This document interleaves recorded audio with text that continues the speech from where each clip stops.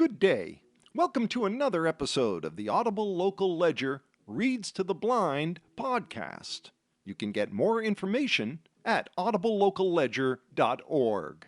Stay tuned for today's reading. Good morning, it's Beth and I'll be reading you today's e-edition of the Cape Cod Times dated Monday, April 8th. We start with weather and the lottery, and finally today it's solar eclipse day, and it looks like it's going to be perfect conditions for it. A high of 56 degrees, mostly sunny. Tonight down to 40 and clear, and Tuesday's looking great too, another 55-degree day and mostly sunny. Wednesday a few clouds pop up, a little cooler with a high of 51.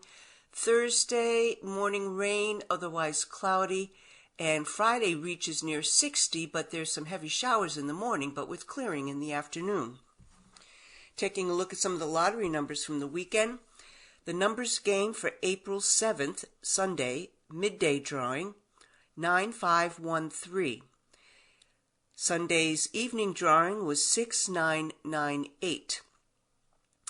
Sunday, April 7th, mass cash, 3, 16, 19, 27, and 32. And Saturday's Powerball numbers, 22, 27, 44, 52, 69, Powerball 9.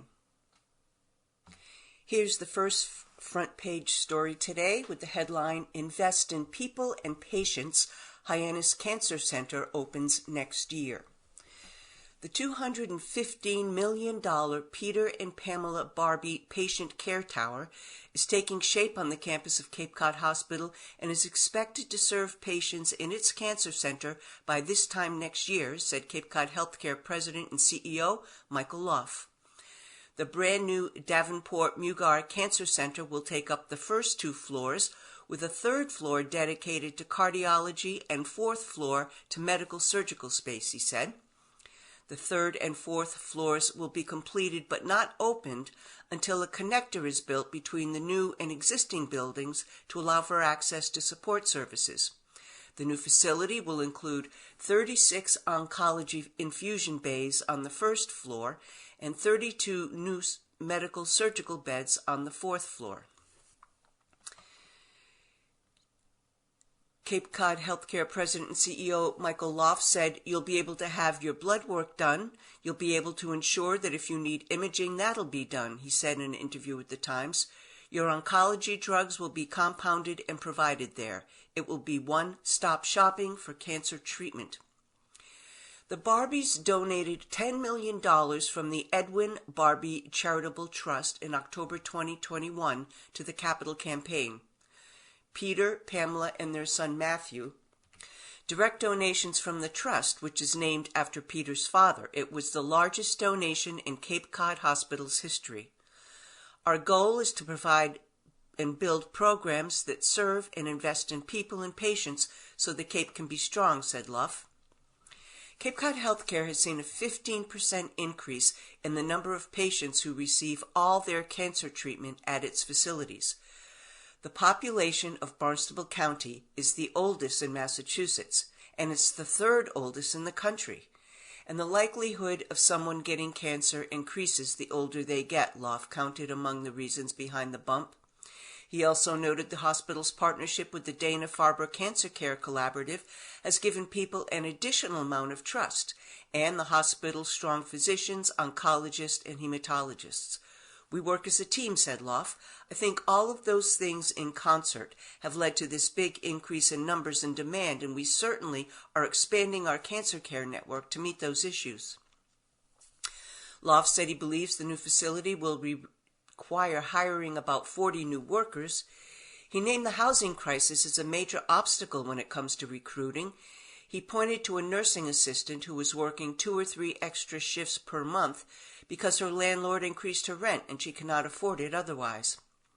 "We keep dragging our feet as a community. We need to collectively decide as a community, is housing important to us, and change the approach because it's not working," said Loff.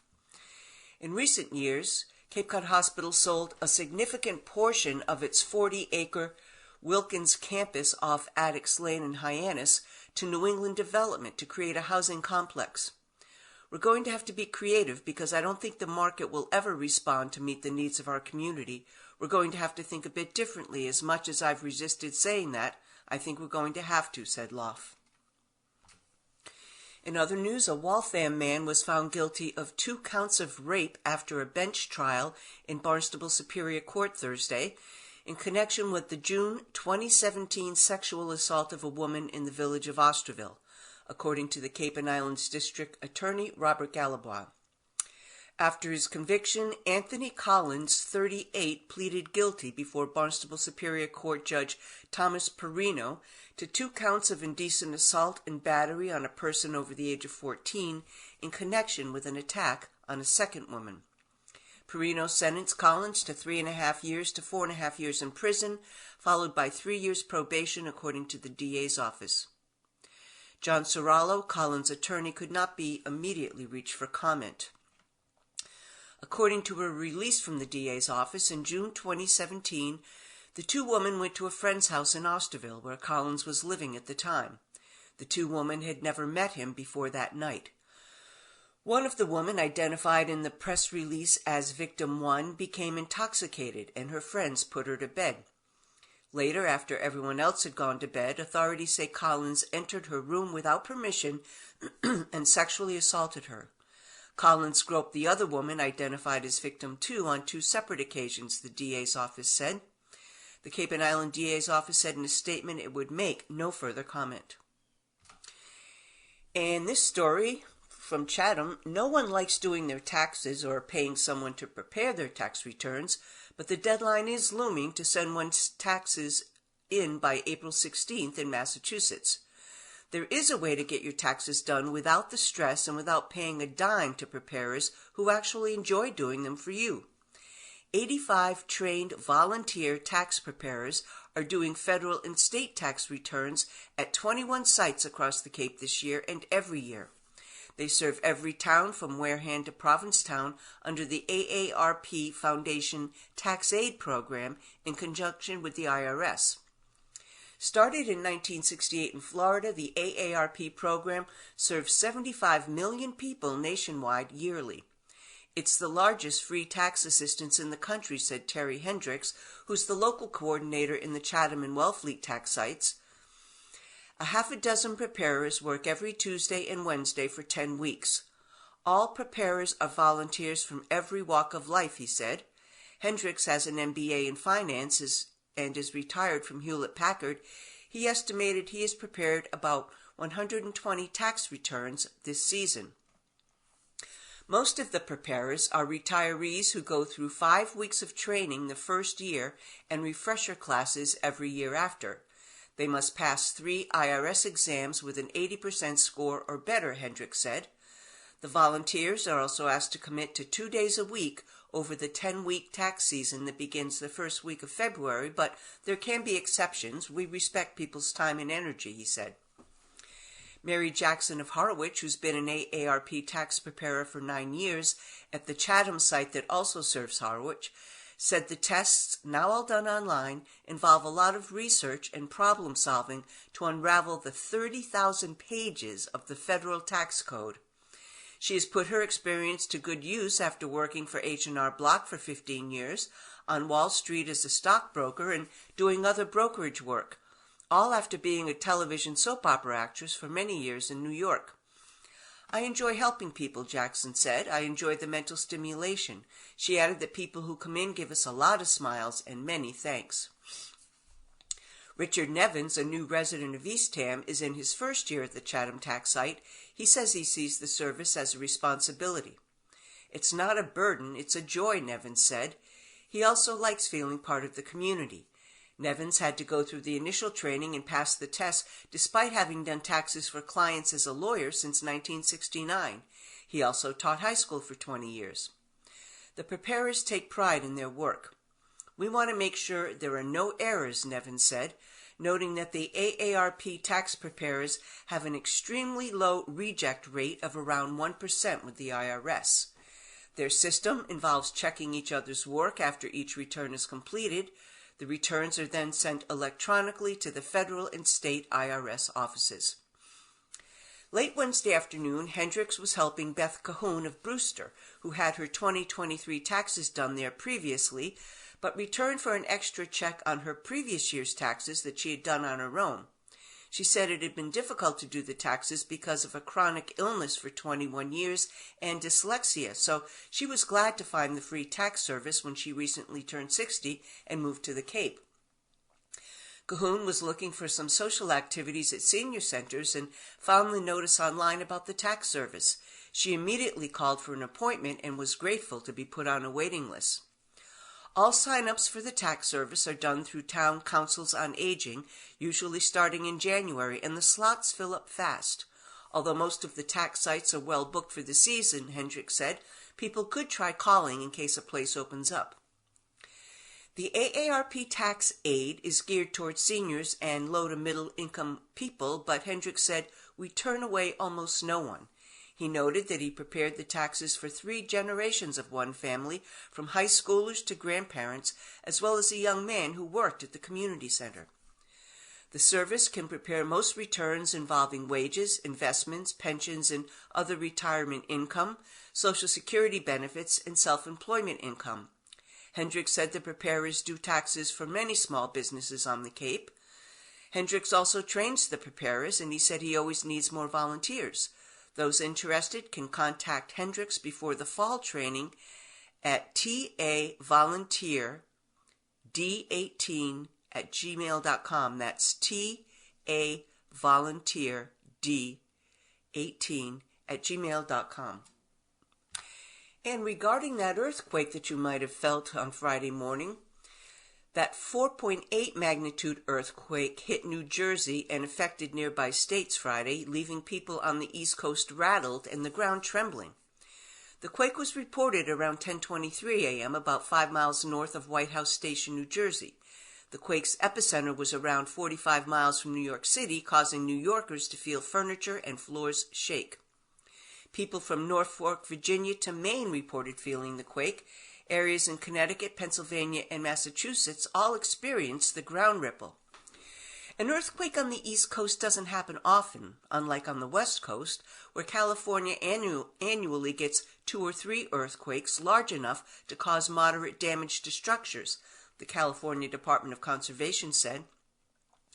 Earthquakes are less frequent in the eastern part of the U.S. when compared to the West Coast, but they have occurred in every state east of the Mississippi River, according to the USGS. Some quakes were large enough to cause damage in nearly all eastern states, said the government agency that studies the country's landscape, natural resources, and natural hazards. Since colonial times, people in the New York, Philadelphia, Wilmington urban corridor have felt small earthquakes and suffered damage from infrequent larger ones, according to the USGS. Moderately damaging earthquakes strike somewhere in the urban corridor roughly twice a century, and smaller earthquakes are felt roughly every 2 to 3 years.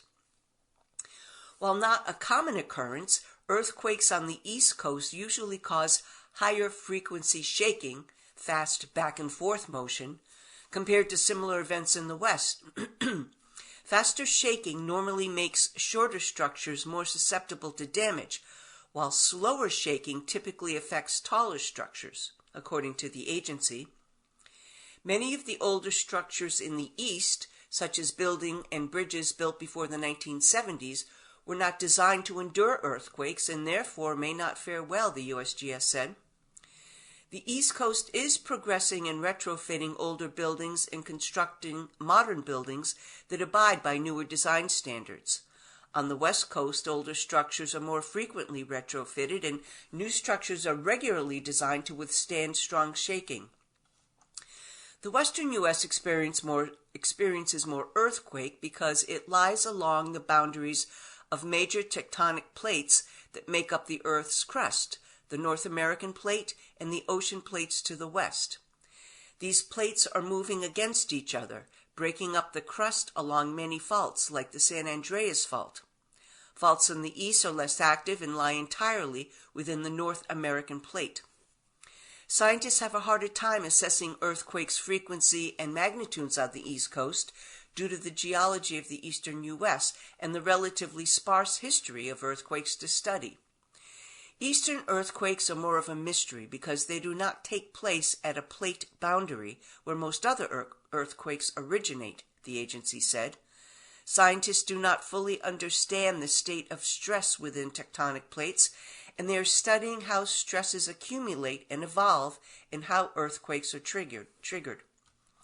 Another challenge scientists encounter is locating the active faults on the East Coast. And here is this week's photography column written by Cape Cod Times chief photographer Steve Heaslip entitled Eclipse Monday Has Arrived on the Cape. Leap year 2024 has already given us its extra day, but wait, there's more. Falling squarely between April Fool's Day and Patriots' Day is Solar Eclipse Monday. The total eclipse path passes us well to the north. According to the National Solar Observatory map, Cape Codders can expect to view a partial eclipse with 88% of the sun blocked by the moon's shadow, starting at 2:16 p.m. and the max eclipse at 3:30 p.m., finishing at 4:39 p.m. Stores have been hawking all sorts of eclipse gear, from special 2024 edition eclipse glasses to high-end optics and solar filters for a safe photography and viewing. There will be a lot of photographic firepower aimed skyward at this event. Trying to capture a solar eclipse ring of fire is a great photo challenge, but I have found when the eclipse passes overhead, the best place to aim the camera is not skyward, but downward. Watching people watch the eclipse with their blackout glasses reflecting the sun. When the 2017 partial solar eclipse passed through well to our south on August 21st, I was totally unprepared. That event also arrived on a Monday. Watching from our front deck, we used a cereal box viewer made by one of our neighbor's kids. A visit to the nasa.gov website will give you last-minute directions on this simple creation. It does indeed work, and making photos of people using it provided some interesting photos. The expectations are high for this eclipse, but as always, Mother Nature has the last word on whether the skies are clear or cloudy. Forecasters are giving Cape Cod a high degree of certainty for sun all day. In a rare twist of April weather fate, New England on the cloud probability map looks to have the clearest skies of any on the total eclipse path. So play hooky, catch some early April sun rays, and a rare astronomical event all in the same afternoon.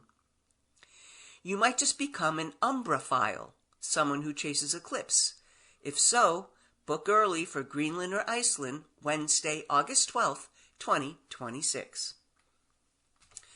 In some other news, Republican presidential candidate Donald Trump said Saturday he would gladly go to jail in defense of his free speech rights, but appeared to stop well short of crossing the red line set by a New York judge.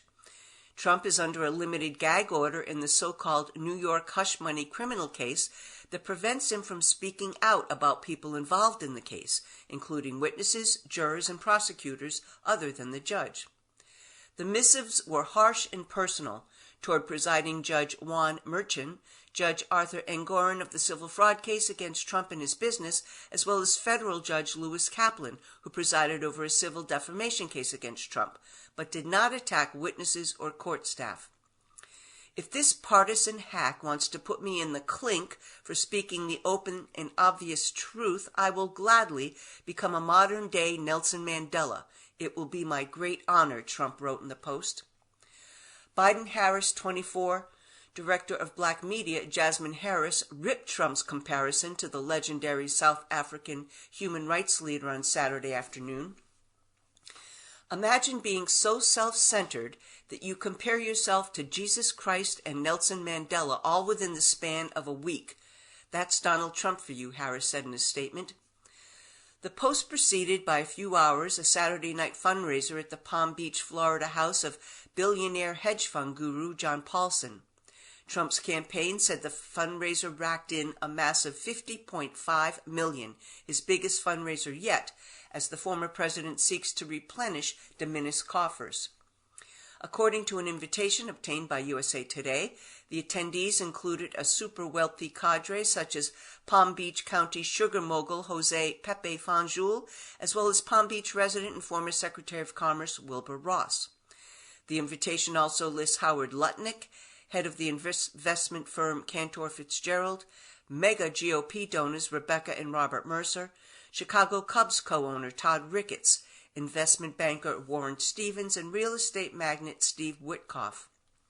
The price of admission on the invitation was $250,000, with a maximum contribution of $814,600, the latter of which the Washington Post reported landed a seat at Trump's table. It was a much-needed boost for Trump, who has been routinely outraised by Biden amid a financial squeeze due to ballooning lawyer fees and legal payouts from his criminal and civil court cases. People are just wanting change. Rich people want it, poor people want it, said Trump in comments ahead of the fundraiser, flanked by his wife Melania Trump, who has largely stayed away from the campaign trails so far. Some people in the news: the date of Pat Sajak's final Wheel of Fortune episode has been determined. A rep for the show confirmed to USA Today on Friday that June 7th will mark the end of season 41 and the 77-year-old's tenure as host. The TV veteran is filming his farewell episode Friday. Sajak announced last June that after 40 years, this season would be his last. Well, the time has come, he wrote on X, formerly Twitter, in June of 2023. I've decided that our 41st season, which begins in September, will be my last.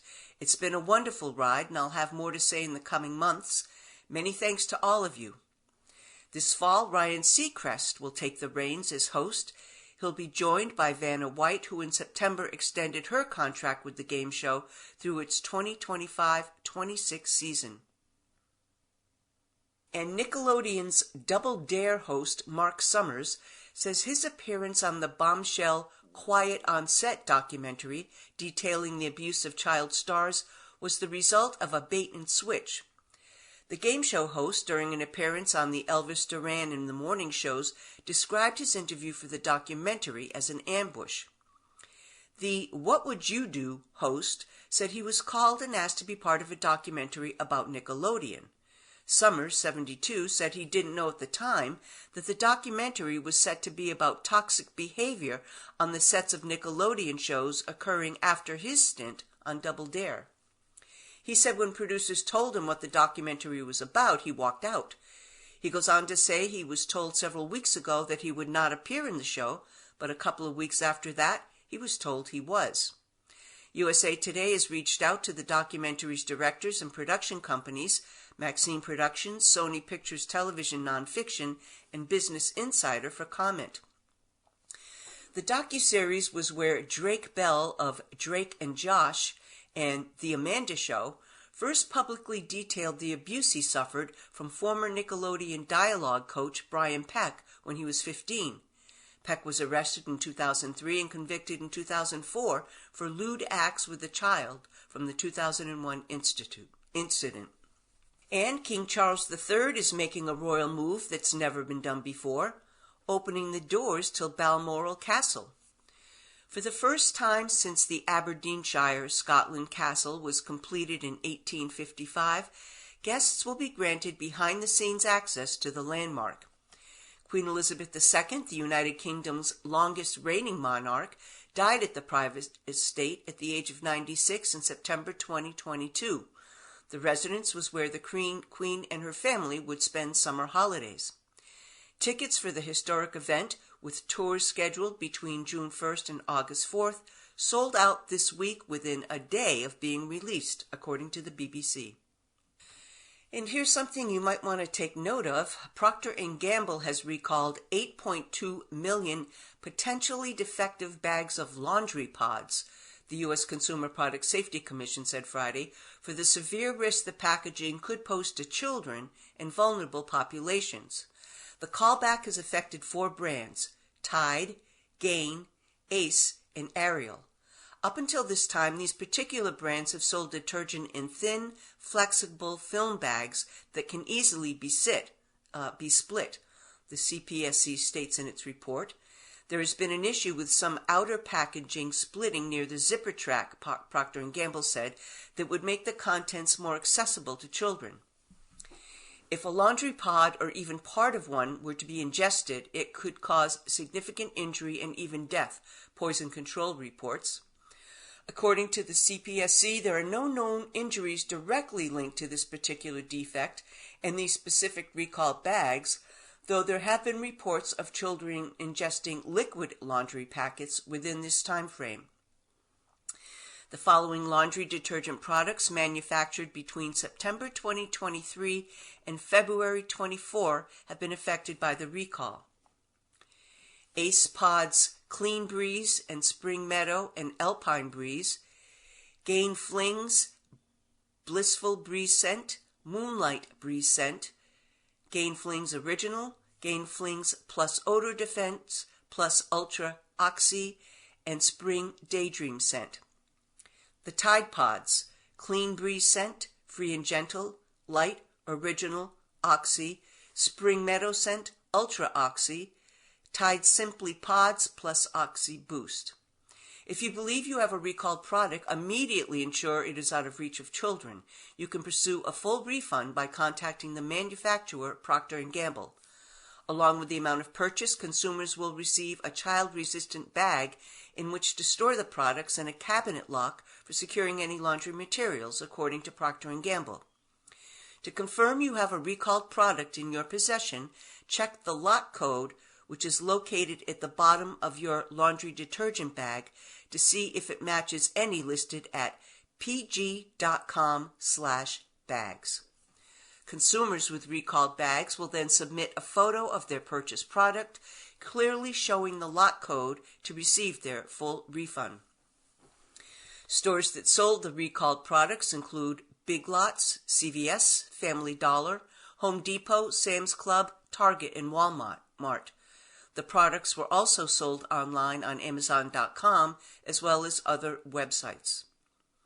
About 56,000 of the recalled products were sold in Canada, where a recall has also been issued.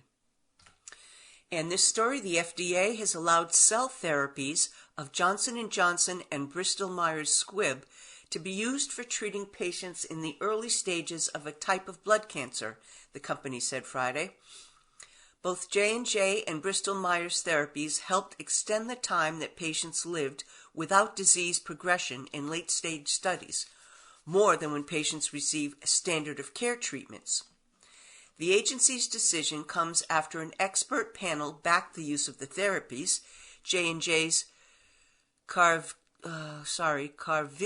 and Bristol Myers Abecma last month in less severely affected patients with multiple myeloma.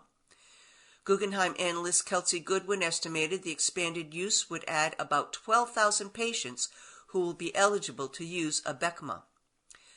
Goodwin estimated peak U.S. sales of $450 million from Abecma for Bristol Myers partner 2seventy Bio.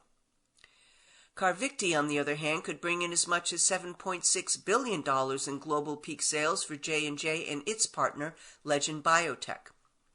Both drugs belong to a class of treatments known as chimeric antigen receptor T-cell therapies that work by modifying white blood cells, known as T cells, to attack cancer. The current standard of care treatments include use of non-CRT therapies in less severely affected patients. Approved medications for the condition include J&J's Darzalex and generic cancer drugs such as pomalidomide and bortezomib. CAR T therapies have recently come under scrutiny from health regulators. And tribal business owners and entrepreneurs may soon gain more support for accessing services from the Small Business Administration if a bill overwhelmingly approved by the House passes the Senate. The Native American Entrepreneurial Opportunity Act, co-sponsored by Reps. Eli Crane from Arizona and Sharice Davids from Kansas, would require the agency to establish an Office of Native American Affairs to support small businesses and entrepreneurs in Indian country and provide more support to Native Hawaiian organizations. The bill passed the House on a 402-16 vote. A report published by the Federal Reserve shows why Native businesses need the extra support. In 2022, the nation's central bank found that fewer than 1% of business owners are indigenous, although American Indians and Alaska Natives account for about 2% of the U.S. population. In addition to the new SBA office, the bill calls for the agency to develop relationships with tribes and tribal organizations and direct entrepreneurial development, contracting, and capital access programs to tribal communities. The office would also be added to the existing Small Business Act, which requires annual reporting to Congress. So that's our halfway point of our broadcast so far, and now I will read today's obituaries. Kristen Lane Peltonen, 68, of Orleans, passed away unexpectedly on April 2nd. She was born in Fitchburg on the 12th of December, 1955, and brought joy and light to everyone she met. Kristen was a graduate of Fitchburg High School and later UMass Amherst. Her education was a testament to her tenacity, and her life was a testament to her unending passion for the simple joys of life. Kristen was a bit of a free spirit. Following graduation, she spent summers on Cape Cod and winters in St. Croix. She traveled the world, alighting in such places as Costa Rica, Germany, Africa, Greece, and New Guinea, to name a few points of interest. She then settled in the town of Orleans. Kristen's career was deeply rooted in service and creativity. She was an ever-present figure at the Land Ho, a local restaurant where her warmth and charm were as much a part of the menu as the food she served. Later, she worked as a potter at the Plymouth Plantation. Kristen crafted beautiful pieces. Her artistry brought joy and beauty to many homes, and her memory will continue to do so. Kristen leaves her loving brother, Todd Peltonen, along with an extended family of many cousins and friends. She was preceded in death by her parents, Walter and Helen, and her dear friends, Darlene and Tom Green. Kristen's spirit, encapsulated in her vibrant smile and infectious laughter, will live on in the hearts of all who knew her. A memorial service will be held Saturday, April 13th at 11 a.m. at Messiah Lutheran Church on Ringe Road in Fitchburg, followed by a light luncheon. Burial will be private. To leave an online condolence, visit brandonfuneral.com. Back to the news, and this headline, voter dissatisfaction higher among GOP. With many voters unhappy with their choices this election year, a new analysis of Arizona voting data shows Republicans are more disillusioned than Democrats. It could have consequences in the upcoming primary and general elections. In 2020 and 22, voters who generally supported Republican candidates turned away from high-profile candidates who aligned themselves with Donald Trump, as well as Trump himself. Some didn't vote in those races, while others went a step further and voted for their Democratic opponents. That trend is likely to continue in 2024, according to a report from a group of election analysts called the Audit Guys.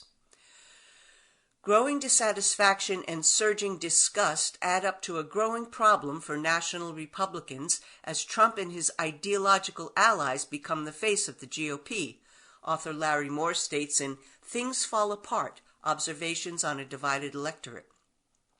Moore, along with two partners steeped in data analysis, dubbed themselves the Audit Guys in 2021.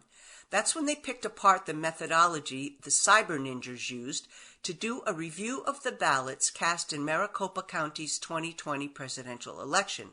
They found the ninjas' work could not be validated or replicated.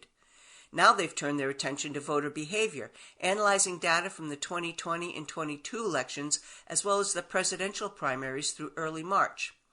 Moore's takeaway?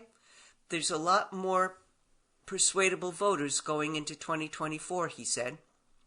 He reached that conclusion after creating what he called a voter dissatisfaction index, as well as a voter disgust index. The dissatisfaction index shows the movement of voters who support one party's candidates down the ticket, opting against voting for the standard bearer at the top of the ticket. In 2020, the analysis found 6% of Republican-leaning voters did not vote for Donald Trump. In 22, that index increased slightly to 7.1%. More telling was the increase in the disgust index, measuring the proportion of disaffected voters who crossed party lines at the top of the ticket.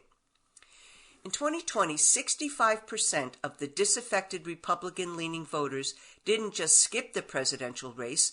The analysis found they voted for Joe Biden. By 2022, using the same 4 races cited above, the index jumped to 86%.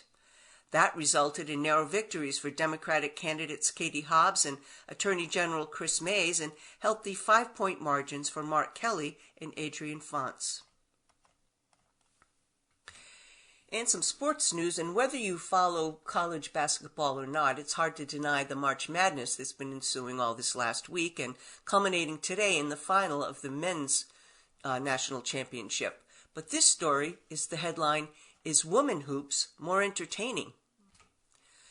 In LeBron James' new podcast with J.J. Redick for basketball nerds, Mind the Game, James bemoaned men's college basketball in 2 of the 3 episodes. "It does not translate for me," James said. "It frustrates me. My high blood pressure picks up, so I try to stay away from it." James says that having one son, Bronny, who just finished his freshman year at Southern California, and another son, Bryce, who likely will play college basketball. While the men's college game remains popular, particularly during March Madness, a question has popped up, especially among NBA executives who have taken their eyes off scouting men's players to watch the women's tournament. Is women's college basketball more entertaining than the men's game? To James' point, the men's game can be a drag sometime, with coaches micromanaging the shot clock, slowing the game and reducing it to a boring, offensively stagnant affair, sometimes further marred by a grueling procession to the free throw line. They always play the game the right way, passing and cutting and sharing the ball. They're definitely going to get on the floor for loose ball, James said of NCAA women's basketball. But these men's teams, they're doing that as well, too, at the end of the day. But the star power that we have in the women's game outweighs some of the men, too. Certainly, the women's game is enjoying a moment with its stars, from Iowa's Caitlin Clark to LSU's Angel Reese to Southern Cal's Juju Watkins to UConn's Paige Beckers, that has captivated basketball fans. The women's game has had moments before, but this is something different and transcends star power. The games, most of the time, are enjoyable to watch because it's a free-flowing game with creative offensive sets and players who can execute those plays. This is not a novel thought. Nearly 30 years ago, John Wooden, the great UCLA men's basketball coach, said, "To me, the best pure basketball I see today is among the better women's teams." And today there is an unprecedented amount of talent in women's college basketball. There's just a lot more shot making than there used to be, Southern Cal women's basketball coach Lindsay Gottlieb told USA Today Sports. "I have a friend who 10 years ago would say women's basketball is a game of missed shots and turnovers a lot. So the team that's the best offensive rebounding team might win, or that team that can capitalize. And those times have changed. There's more shot making in women's basketball, not just hitting open threes, but literally shot creation and shot making. The talent in shot making has allowed women's coaches to open up the game and in some cases mimic NBA offenses. You have this star power, you have a lot of players right now who can make plays, and coaches are maybe more willing to let them do that," said Gottlieb, who spent 2 years as an assistant in the NBA. The UConn-Illinois men's Elite Eight game was brutal. It was 23-23 late in the first half and 28-23 UConn at halftime. Nearly 50 minutes of real time passed before Illinois scored again, after it fell behind 53-23.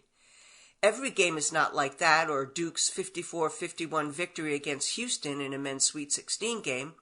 Alabama, for example, is on a sprint to 90 points in every game. Just like every women's game isn't a 94-87 Iowa win against LSU. The Hawkeyes had just 16 points in the fourth quarter of their second-round victory against West Virginia, were 1 for 10 from the field, and 14 of those points came on free throws. Not one thing is all good and the other all bad.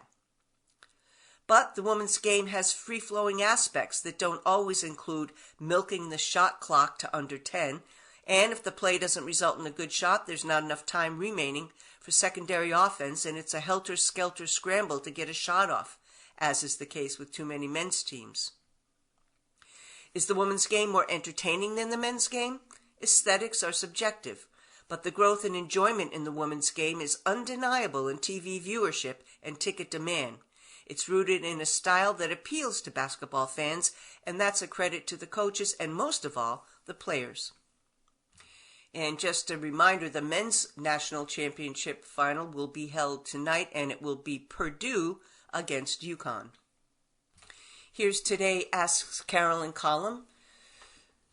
Someone writes, Dear Carolyn, in 2022 you published my question about not wanting to disclose my diagnosis to my family. It did not have a genetic component, and you and commenters agreed it was fine to stay silent, except to make sure to give my husband the benefit of other support. I had not considered that, and was grateful for that advice. Well, now I have an even more significant cancer diagnosis, and this one I've shared because it requires treatment that won't be as easily hidden. And I'm so glad I have that base of encouraging support from my compassionate husband. So here's my new question. A great many people are being beautifully supportive, and I'm tremendously grateful. I really do not want to get calls, texts, or emails after my surgery. I want to focus on recovering, not socializing. A lot of people assume they are the exception to this because I'd like suggestions for a gracious and loving way to say, no, really, to some sincerely caring people with whom I really don't want to interact in the first week after my surgery, even though I love them and they are important to me. I have a Caring Bridge page, so the basics will be communicated. I don't want to look like I'm blowing off anyone who's been encouraging and supportive, but I imagine a lot of potential texts being generated, and the idea of that exhausts me already. The surgery is a total mastectomy on the side of my dominant hand, so all typing would involve stimulation to the surgical area. Any ideas?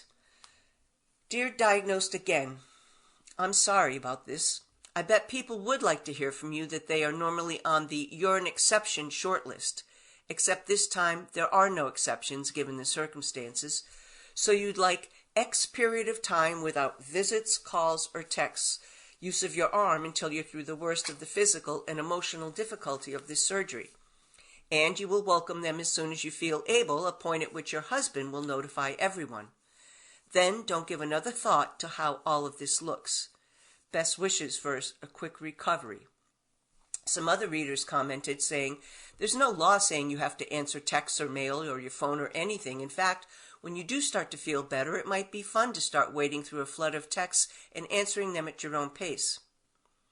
Someone else commented, the only thing that needs to be said, and I say needs with hesitation, is, I appreciate everyone's love and concern, and I want everyone to know that I'm turning my phone off for at least 1 week after the surgery. So don't be alarmed when I don't respond. The phone is off and in a drawer. And here's what to watch today, Monday, April 8th. Now, Eclipse Across America.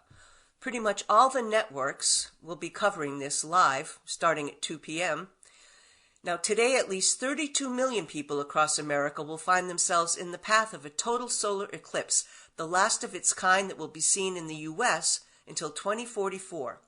To celebrate this rare moment, this live 2-hour special from ABC News and National Geographic offers reports from 10 cities across North America that will be in 100% totality of the eclipse at various times. NBC, starting at 2, will also offer 2 hours of live footage of this rare total eclipse.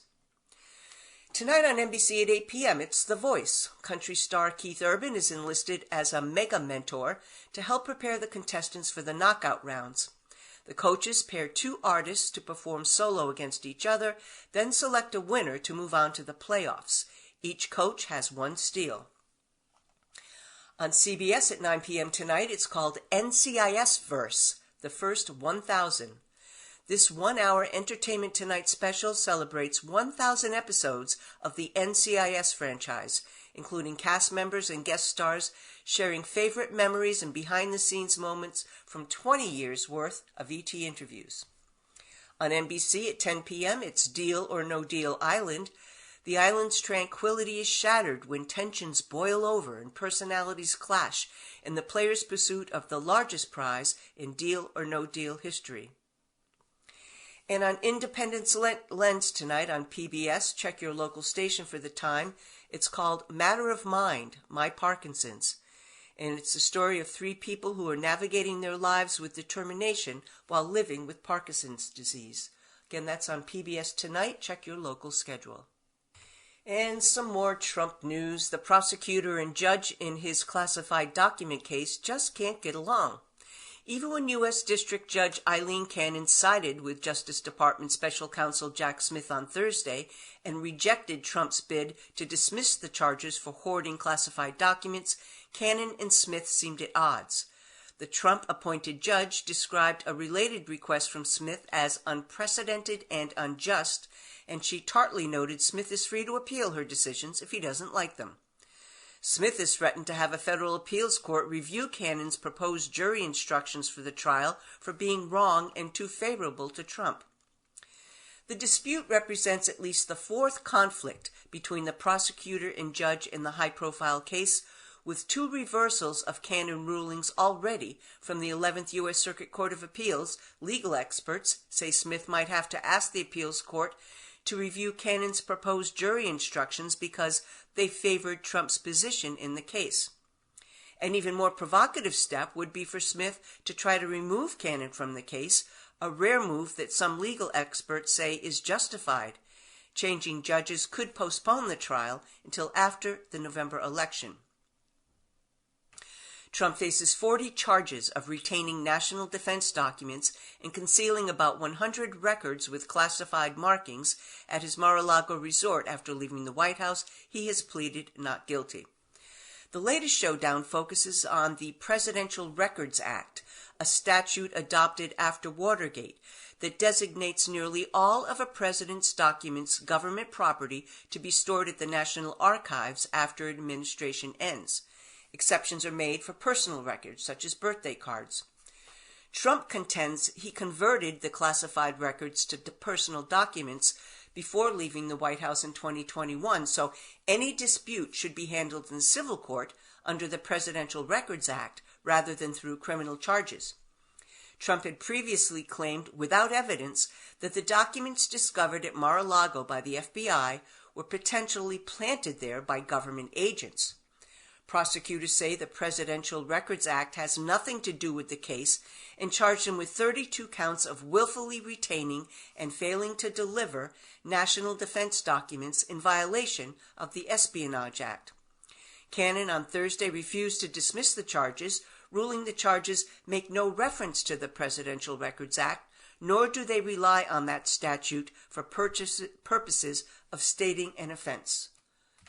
In this story, an engine cover on a Southwest Airlines Boeing 737-800 fell off on Sunday during takeoff in Denver and struck the wing flap, prompting the FAA to open an investigation.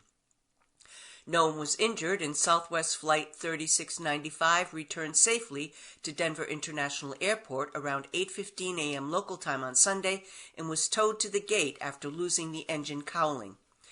The Boeing aircraft, bound for Houston Hobby Airport with 135 passengers and 6 crew members aboard, rose to an elevation of about 10,300 feet before returning 25 minutes after takeoff.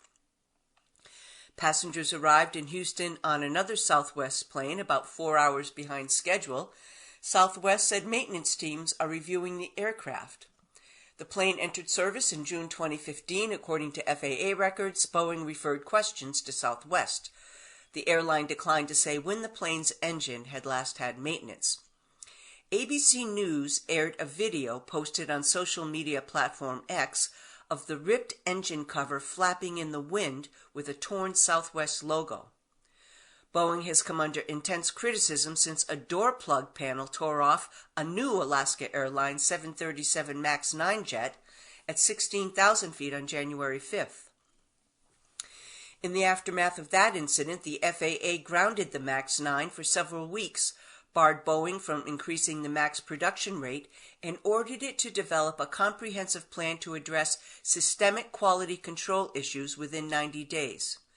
Boeing production has fallen below the maximum 38 MAX planes per month the FAA is allowing.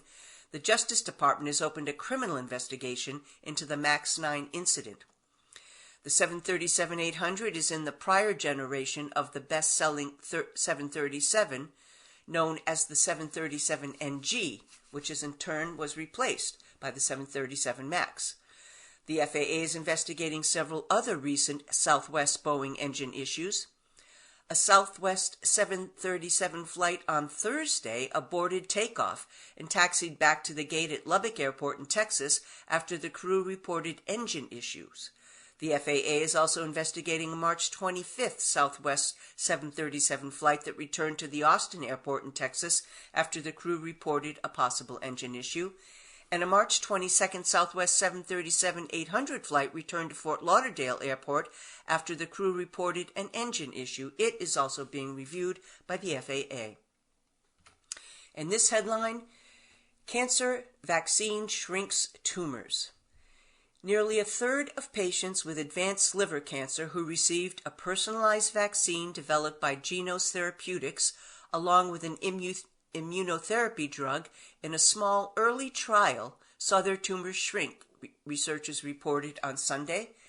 The result was roughly twice the response typically seen with the immunotherapy alone, the researchers said. Findings from the preliminary study presented at the American Association for Cancer Research in San Diego and published in Nature Medicine suggest that vaccines based on mutations only present in a patient's tumor may boost the immune system's ability to recognize and attack hard-to-treat cancers. The findings, which must be confirmed in a larger trial, moves the industry another step closer to effective cancer vaccines after many past failures, and may expand the types of cancers that such therapies can treat. Partners Moderna and Merck and Company and others have had promising results combining customized vaccines with immunotherapy to prevent skin cancer from returning in patients following surgery. For the study, researchers used samples from patients' tumors to build vaccines based on neoantigens, a new mutations only present on an individual patient's tumor. The goal was to train the immune system to attack and kill only these unique proteins, leaving healthy tissue unscathed. Unlike skin cancer, which has many mutations for the body to recognize, liver cancer is considered a cold cancer because it contains fewer mutations, which has rendered immunotherapies less effective. This vaccine essentially educates the immune system to recognize antigens that it's ignored, said study leader Dr. Mark Yachon of Johns Hopkins Kimmel Cancer Center. The study involved 36 patients with hepatocellular carcinoma, the most common form of liver cancer. Patients were given custom-made vaccines on top of Merck's widely used immunotherapy Keytruda, the standard of care at the time. Nearly a third of the patients treated with the combination therapy, 30.1%, experienced tumor shrinkage, with 3 of those subjects having a complete response, meaning no detectable signs of the tumor remaining after a median follow-up of 21.5 months. That compares with the typical response of about 12 to 18% in patients with liver cancer who receive immunotherapy alone. This certainly suggested that the vaccine actually added clinical efficacy, Johan said. The most common adverse effect was mild injection site reactions, and there were no serious adverse events. Unlike many vaccine candidates based on messenger RNA technology, the Genos treatment is a DNA vaccine in which the genetic code of the mutated proteins is injected into cells using a small electrical impulse. The findings, which must be confirmed in a larger trial, again moves the industry another step closer to effective cancer vaccines. Some news in brief. A man was arrested on Sunday on a charge of starting a fire outside the office of Senator Bernie Sanders in Burlington, Vermont, according to the U.S. Attorney's Office for the state. Shant Saghamonian, 35, entered the building in downtown Burlington on Friday and headed to Sanders' office on the 3rd floor. He was recorded by security cameras spraying a liquid near the door and setting it alight, the U.S. Attorney's Office said. Sprinklers went off on multiple floors as Soghomounian departed via a staircase. There were several people inside the office, but no one was injured, although the door and surrounding areas were damaged by the fire. It was not immediately clear whether Soghomounian had a lawyer, and he could not be reached for comment. Sanders is a long-serving independent in the U.S. Senate, representing the northeastern state of Vermont, although in 2016 and 2020 he unsuccessfully sought to become the Democratic Party's presidential nominee. And a ticket sold in Oregon has won Powerball jackpot of more than $1.3 billion, the eighth largest in U.S. history. Powerball drew the numbers early on Sunday, and the winning numbers were white balls 22, 27, 44, 52, 69, and red Powerball 9. The drawing is the 41st since the last Powerball winner hit the jackpot on New Year's Day. The winner matched the correct 6 double-digit numbers on a $2 ticket. The chances of this happening are 1 in 292 million, which means the top prize rolls over multiple times and the jackpot gets bigger. The lottery drawing, initially set for 11 p.m. on Saturday, was delayed to complete the required procedures before announcing the numbers. The prize of about $1.3 billion can be taken as a single lump sum of about $608.9 million. The other option is an initial payment followed by 29 annual payments. Powerball tickets are sold in 45 states, the District of Columbia, the U.S. Virgin Islands, and in Puerto Rico. And oil prices fell more than $1 a barrel on Monday, with Brent sliding under $90 as Middle East tensions eased after Israel withdrew more soldiers from southern Gaza and committed to fresh talks on a potential ceasefire in the 6-month conflict. Brent crude futures slipped $1.70 or 1.9% to $89.47 a barrel. U.S. West Texas Intermediate crude was at $85.29 a barrel. The world's top oil exporter, Saudi Arabia, raised official selling prices for all crude grades to Asia in May, in line with expectations, after heavy oil supply tightened. Fire struck an offshore platform operated by Mexico's national oil company Pemex on Saturday, killing at least one contractor. This comes after Pemex requested its trading unit to cancel up to 436,000 barrels per day of crude exports in April. However, Goldman Sachs analysts expect Brent to stay below $100 a barrel in its base case scenario that assumes already solid demand, no further geopolitical hits to oil supply, and that elevated spare capacity will lead OPEC Plus to raise production in the third quarter. In the United States, oil rigs rose by 2 to 508 last week, while gas rigs fell by 2 to 110. So that's all the time I have for today. This is your reader Beth saying thank you for listening, and thank you for your continued support of the Audible Local Ledger.